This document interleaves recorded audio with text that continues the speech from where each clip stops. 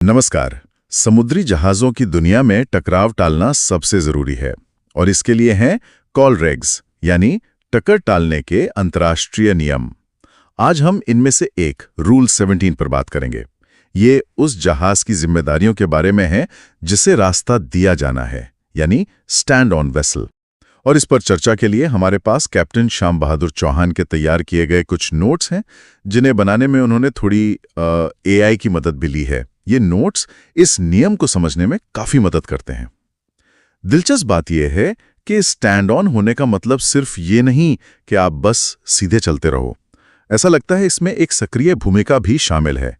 तो चलिए इन विचारों की गहराई में उतरते हैं और समझते हैं कि स्टैंड ऑन वेसल की असली ड्यूटी क्या है। बिल्कुल, ये नियम दरअसल एक तरह का संतुलन है।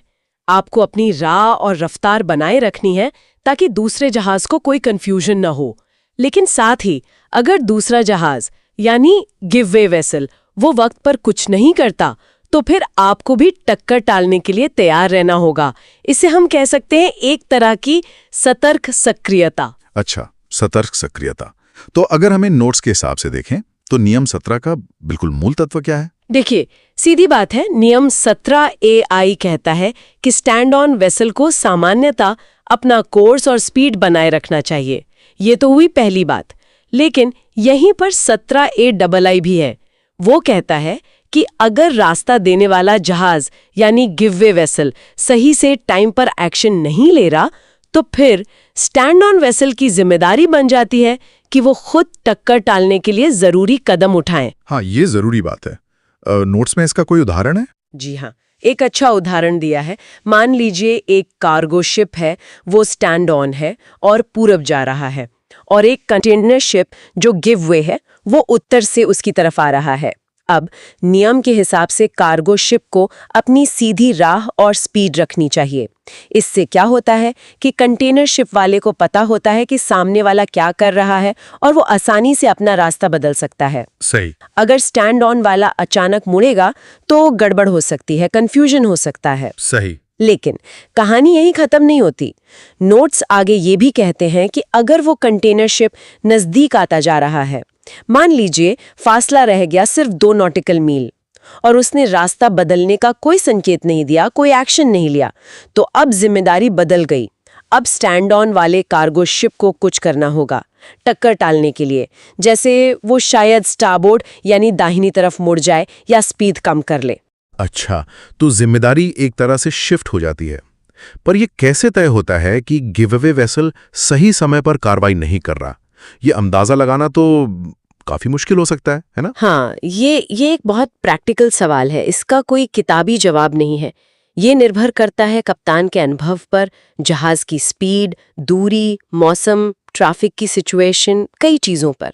इसीलिए तो लगातार निगरानी मतलब कंटिन्यूअस मॉनिटरिंग इतनी जरूरी है। आपको हर पल देखना होता है कि हालात बदल तो नहीं रहे। अच्छा, पर क्या होता है जब हालात बहुत ही ज्यादा बिगड़ जाएं? मतलब जब लगे कि टक्कर अब बस होने ही वाली है। नोट्स में नियम 17C का भी जिक्र है शायद। जी हाँ, नियम 17C ये तब लागू होता है जब सिचुएशन बहुत ज्यादा खतरनाक हो जाए, जैसे दोनों जहाज बिल्कुल पास आ गए हों, मान लीजिए आधा मील या उससे भी कम, और लग रहा हो कि सिर्फ गिववे वेसल के एक्शन से टक्कर नहीं टल पाएगी। तब 17C स्टैंड ऑन वेसल को भी इजाजत देता है कि वो टक्कर टालने के लिए कोई भी जरूरी कदम उठाए। इसे नोट्स में डिस्ट्रेस एक्शन या कहें कि एकदम आपातकालीन कार्रवाई कहा गया है, जैसे तेजी से मुड़ जाना या बहुत ही रेयर केस में शायद एंकर गिराना भी। और क्या कुछ आम गलतफहमियां हैं इस नियम को लेकर जिनका जिक्र नोट्स में हो? मुझे लगता है सबसे बड़ी गलतफहमी शायद यही सोचना कि स्टैंड ऑन मतलब आराम करो, कुछ मत करो। बिल्कुल, आपने सही पकड़ा। ये सबसे खतरनाक सोच है। नोट्स इस बात पर जोर देते हैं कि स्टैंड ऑन वेसल को लगातार चौकन्ना रहना है, रडार से भी और विजुअली मतलब अपनी आंखों से भी देखना है। एक टिप ये भी दी गई है कि जरूरत पड़ने पर stand on vessel VHF radio पर दूसरे जहाज को चेतावनी दे सकता है, आवाज लगा सकता है कि भाई आप गिववे हो, एक्शन लो। और हाँ, ये याद रखना बहुत जरूरी है कि नियम 17 अकेला नहीं है। ये नियम 8 से जुड़ा है, जो कहता है कि टक्कर टालने के लिए कोई भी एक्शन लो तो वो साफ होना चाहिए, बड़ा होना चाहिए और समय रहते लिया जाना चाहिए। मतलब ऐसा नहीं कि हल्का सा मुड़ गए और पता ही नहीं चला। तो कुल मिला के नोट से ये बात साफ होती है कि सीओएल अर्जियस का नियम 17 सिर्फ उम्मीद नहीं करता कि स्टैंड ऑन वेसल सिर्फ अपनी राह पर चले, बल्कि जरूरत पड़ने पर ये उस पर टक्कर टालने की एक एक्टिव, सक्रिय जिम्मेदारी भी डालता है। ये कोई आराम करने का लाइसेंस नहीं है। एकदम सही, ये सतर्क रहने का नियम है। और हाँ, एक बात और साफ कर दूं कि ये चर्चा और कैप्टन चौहान की ये नोट्स, ये सब जानकारी और एकेडमिक उद्देश्यों के लिए हैं। असल समुद्री नेविगेशन हमेशा आईएमओ के आधिकारिक कॉलरेक्स दस्तावेजों, अपनी कंपनी के दिशा निर्देशों और जो ट्रेनिंग मिली है उसी के अनुसार ही करना चाहिए। बिल्कुल। और जाते जाते श्रोताओं के लिए सोचने के लिए एक सवाल छूट जाते हैं, वो ठीक कौन सा पल होता है, वो कौन सा क्षण जब एक स्टैंड ऑन वेसल का कप्तान ये फैसला लेता है कि अब बस गिव वे वेसल काफी नहीं कर रहा है और अब मुझे ही कुछ करना होगा। वो निर्णय लेने का पॉइंट कैसे आता है? क्या यह सिर्फ अनुभव से ही सीखा जा सकता है? नमस्कार, आज हम समुद्री सुरक्षा के एक बहुत ही अहम नियम पर बात करने वाले हैं, कोलरेग्स का नियम 17।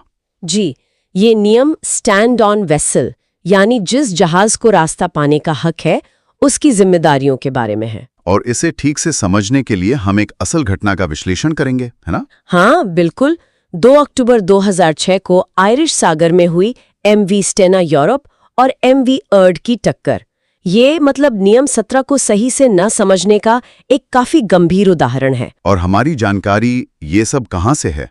ये सारी जानकारी अंतर्राष्ट्रीय समुद्री संगठन आईएमओ और यूके की समुद्री दुर्घटना जांच शाखा MAIB की आधिकारिक रिपोर्ट्स पर आधारित है। ठीक है, तो आज इस चर्चा का मकसद साफ है, नियम 17 को समझना और इस टक्कर से क्या सबक मिलते हैं वो देखना।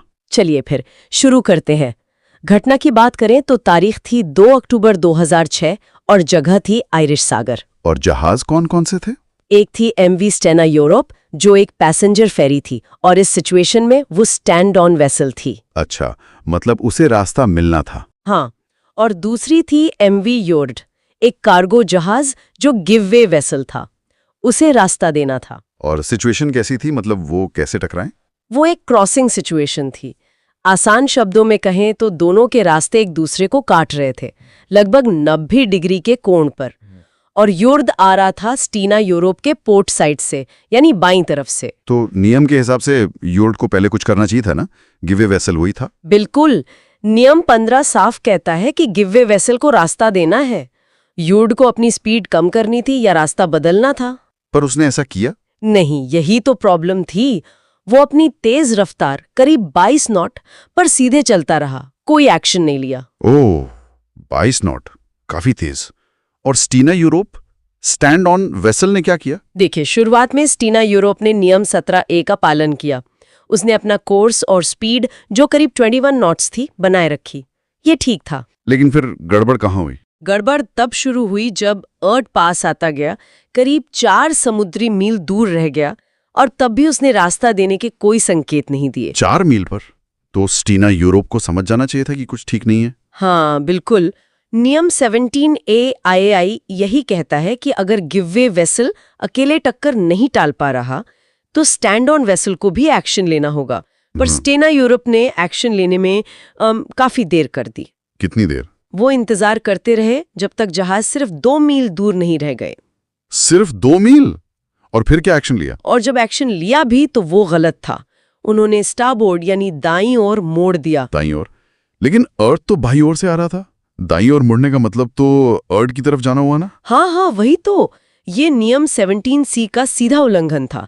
नियम कहता है पोर्ट से आने वाले जहाज के लिए आप पोर्ट की तरफ टर्न न लें, मतलब उसकी तरफ न मुड़े। लेकिन यहाँ स्टारबोर्ड टर्न लेकर वो सीधे अर्ड के रास्ते में आ गए। और फिर टक्कर हो गई। जी, एक भयानक टक्कर हुई। स्टेना यूरोप के अगले हिस्से को बहुत नुकसान पहुंचा। जान का नुकसान तो नहीं हुआ? खुशकिस्मती से कोई जानी नुकसान नहीं हुआ, लेकिन हाँ, माली नुकसान बहुत बड़ा था, करोड़ों का। आईएमओ ने इसे गंभीर नेविगेशनल विफलता कहा। तो अगर हम सिर्फ नियम 17 को देखें तो स्टेना यूरोप की चूकें क्या थीं?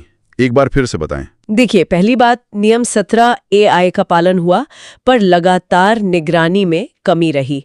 दूसरी, नियम 17AII के तहत एक्शन लेने में बहुत ज्यादा देर कर दी। जब 4 मील पर यूड ने कुछ नहीं किया तभी हरकत में आना चाहिए था। और तीसरा? तीसरा, नियम 17C के तहत जो एक्शन लिया दाई ओर मुड़ना, वो बिल्कुल गलत था। MAIB रिपोर्ट ये भी कहती है कि शायद ब्रिज टीम ये समझ रही थी कि कुछ न करना ही नियम का पालन है, जबकि नियम 17 सक्रियता मांगता है, इंतजार नहीं। तो ये तो बहुत अहम बात है। स्टैंड ऑन होने का मतलब हाथ पर हाथ धरे बैठना नहीं है। बिल्कुल नहीं। और यही इस घटना का सबसे बड़ा सबक है। पहला, स्टैंड ऑन वेसल को लगातार गिववे वेसल पर नजर रखनी है। और दूसरा सबक? दूसरा, सही समय पर एक्शन लेना। शायद 3-4 मील की दूरी पर ही अगर गिवअवे वेसल कुछ नहीं कर रहा तो आपको तैयार रहना है और एक्शन बड़ा और स्पष्ट होना चाहिए, जैसा नियम 8 कहता है, ताकि दूसरे जहाज को साफ दिखे। और एक्शन की दिशा भी बहुत जरूरी है, जैसा हमने देखा। हाँ, वो तीसरा सबक है। ज्यादातर मामलों में अगर गिवअवे पोर्ट से आ रहा है तो उससे दूर यानी पोर्ट की तरफ मुड़ना ज्यादा सुरक्षित है। चौथा सबक है कम्युनिकेशन। मतलब VHF रेडियो? हाँ, VHF चैनल 16 पर कॉल करना या फिर चेतावनी के तौर पर 5 छोटे हॉर्न बजाना, शायद इससे कुछ मदद मिलती। 5 छोटे ब्लास्ट जो खतरे का संकेत है। जी। और 5वां सबक है ब्रिज टीम का तालमेल, CRM यानी क्रू रिसोर्स मैनेजमेंट। मुश्किल वक्त में टीम का एक साथ सही फैसला लेना बहुत जरूरी है। और एक बुनियादी सिद्धांत भी है ना, IMO का सुझाव? हाँ, वो ये कि हमेशा ये मानकर चलो कि दूसरा जहाज शायद नियम का पालन नहीं करेगा। थोड़ी सी शंका रखना बेहतर है। तो कुल मिलाके ये घटना सिखाती है कि नियम 17 सिर्फ एक लाइन नहीं है, ये एक सक्रिय जिम्मेदारी है।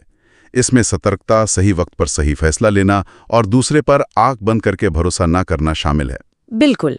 और यहीं एक सवाल मन में आता है ना कि एक स्टैंड ऑन वेसल के लिए नियम पालन और खुद की सुरक्षा के बीच संतुलन बनाना कितना मुश्किल हो सकता है, खासकर जब दूसरा जहाज साफ साफ गलती कर रहा हो। हाँ, उस वक्त का मनोवैज्ञानिक दबाव कैसा होता होगा फैसले लेने पर, ये वाकई सोचने वाली बात है। जी। अच्छा, हम श्रोताओं को याद दिला दें कि ये चर्चा सिर्फ शैक्षणिक उद्देश्यों के लिए है। हाँ, असली नेविगेशन के लिए हमेशा आधिकारिक कोलरिच नेव नियम, कंपनी की गाइडलाइंस और जहाज के सुरक्षा मैनुअल का ही पालन करें। बिल्कुल। तो आज के लिए इतना ही। धन्यवाद। धन्यवाद।